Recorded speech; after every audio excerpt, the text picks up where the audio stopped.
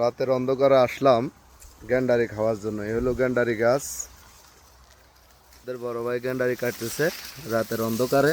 এই দেখেন গ্যান্ডারি।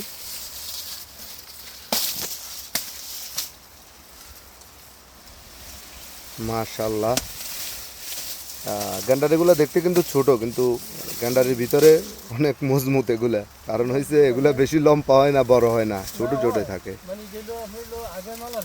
এগুলো আগের মাল না, ছোট রয়ে গেছে। মাশাল্লাহ। এখানে আমাদের বড় ভাই আমাদেরকে গ্যান্ডারি খাওয়াবে এখন রাইতে।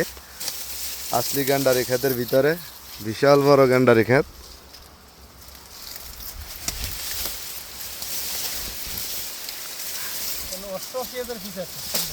88,000 পিস। 88,000 পিস আছে, গনিয়ে লাইছেন?